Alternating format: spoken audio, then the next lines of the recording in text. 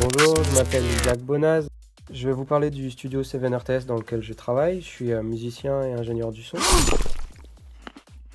7RTS, c'est une société qu'on a fondée en 2007 avec des amis passionnés de son. On a monté cette boîte pour avoir notre propre outil de production et de sonorisation en fait, pour accompagner les projets qui nous tenaient et qui nous tiennent à cœur. Donc voilà, on est des indépendants à juste avoir investi sur un outil. Il y a des intermittents du spectacle, et des gens qui ont un autre métier et puis des auto-entrepreneurs regroupés au sein de cette structure autour de l'outil en fait, autour de la sonorisation, de la vidéo et du studio.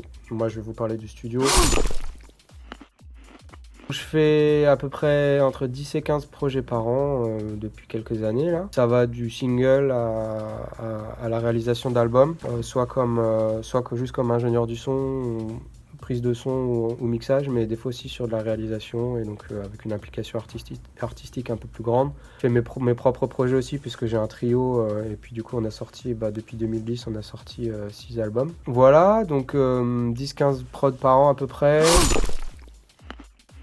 Pour la sono, c'est une perte sèche, directe. On passe de 30 à 40 concerts par an à 10 ou 15.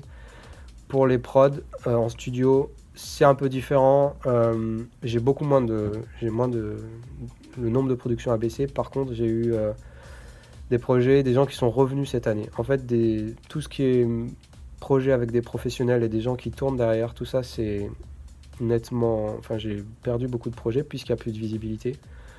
Par contre, pendant le confinement, il y a des gens qui ont d'autres métiers, tout ça, qui sont semi-professionnels, qui ont fini leur projet et qui sont venus du coup durant l'été et puis même jusqu'au mois de septembre.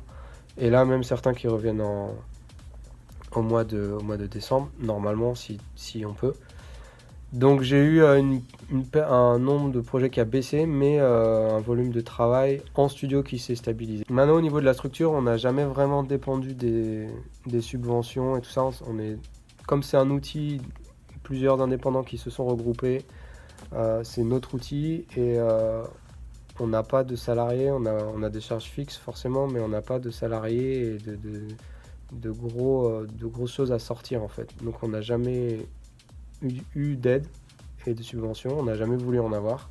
Voilà, avec tous les artistes on a essayé de développer un réseau en local avec des artistes locaux, en national. Par exemple, sur les derniers projets que j'ai fait, j'ai enregistré des gens d'Avignon, de Lyon, et puis international aussi. Aussi cette année, j'ai enregistré des gens de Montréal ou de Suisse. Travaillant sur ces différentes échelles, on arrive à ne pas dépendre des subventions et des aides. On essaye de maintenir cette activité, c'est très compliqué, c'est clair. Notre outil, pour l'instant, n'est pas en péril et on espère pouvoir le garder et traverser la tempête.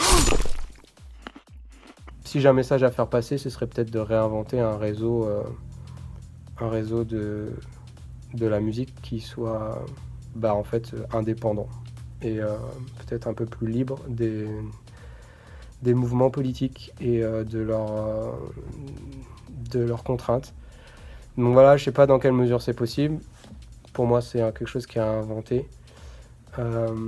Mais voilà, je pense que c'est possible et réinventer quelque chose de plus humain, des partenariats entre les différents acteurs qui soient à des échelles plus humaines et pas à des échelles de subvention en fait. C'est ce à quoi je travaille avec les musiciens et les producteurs et tout ça avec qui je suis en relation. C'est très compliqué, c'est sûr, mais il y a une saveur qui est un peu différente quand même. Et je pense que c'est ça qui est important, c'est de retrouver cette dimension humaine en fait dans nos réseaux.